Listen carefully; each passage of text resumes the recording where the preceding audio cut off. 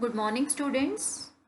After understanding the dimensional analysis, now we have a theoretical chapter in our unit number first, in which we will study some methods in short. So we have to understand some measurement techniques. Okay, so let's start with the length measurement techniques. So we have some methods here. One by one, we are going to start understanding these methods. First method is echo method. That means suppose we have a high building or a hill at a distance from the observer. So this is the observer, and from this observer point, suppose we have to measure this distance of a distant hill which is very far. So how to measure this distance?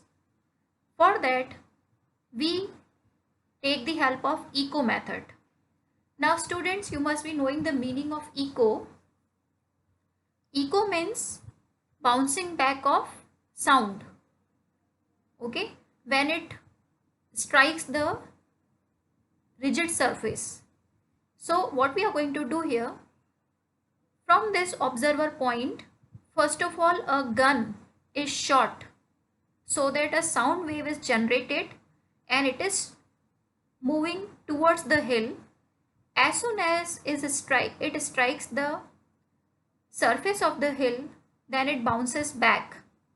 So it comes back to the observer.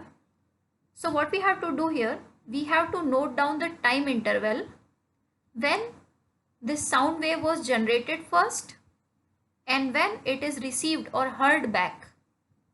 So suppose at t1 time we have shot the gun, and then at t2 time we have received that sound of the gun again.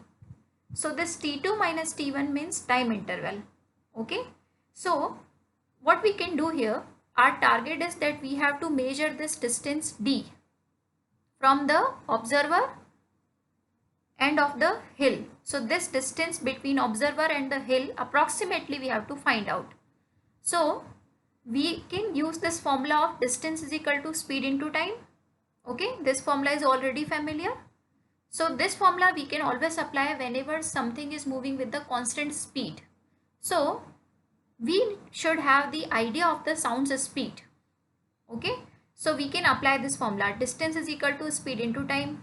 Now how much distance this wave has traveled? So you can see it went and it returned back. That means 2d distance it traveled. The sound wave traveled 2d distance. So 2d we have to apply for the distance.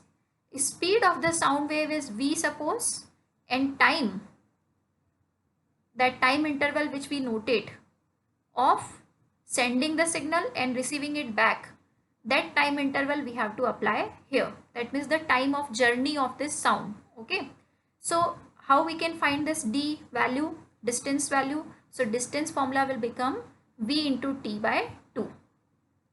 Okay, so what should we know to get this, to calculate this d? That are two things. Firstly, we should know the speed of the sound, which is generally 332 meter per second. Now this speed of sound is not constant, actually it varies with the temperature of that day, but approximately we can use it as 330 meter per second.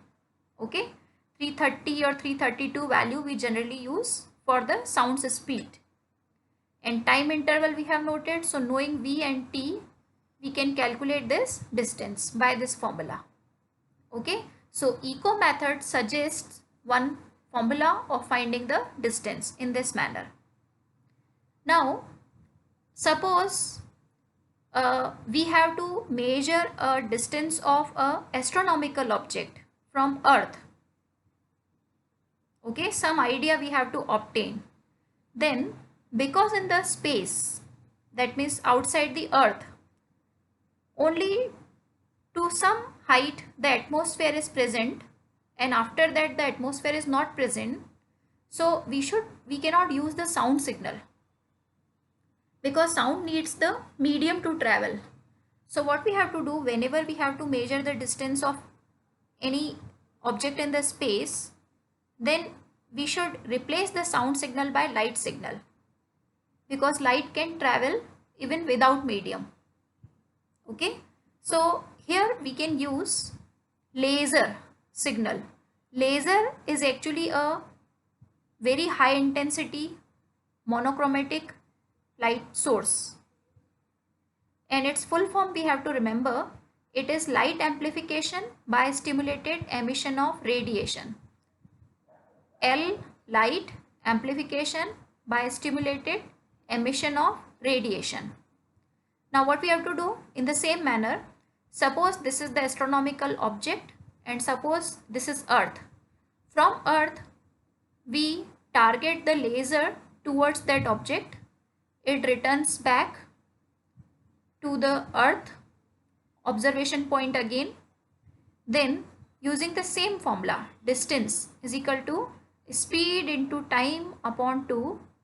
But you know students, speed of light is generally denoted by the symbol c.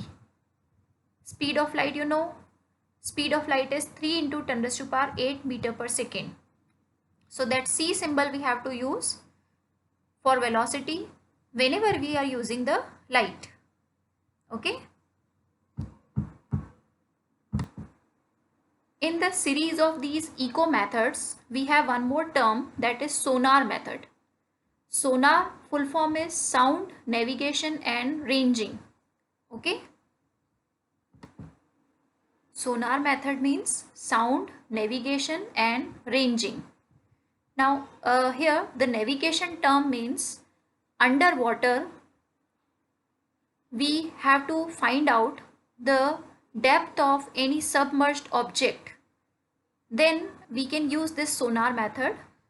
So we can say to measure the distance of a submarine or depth of the submarine. This is also done by echo method only. So let's see the diagram. So suppose this submarine is underwater and we have to find its depth.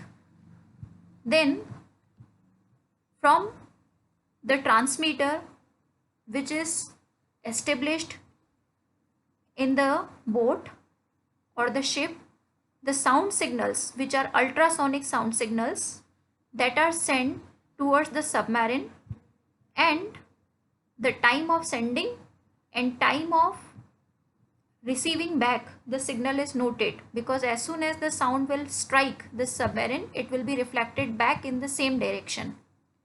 So this way, noting down the time interval between sending and receiving the signal, we can calculate this depth. Okay. So in the same manner, again we will be using the same formula for that submerged distances or depths, that S equal to V into T by 2, where S is the distance between the point of transmission, V is the velocity of the sound waves, because here sound waves we can use because sound needs medium and here the medium is water, and T is the total time taken by the waves to travel to and fro. Okay, so sonar method is used to find the depth of submerged objects underwater. So ultrasonic waves we use here in this method. Okay.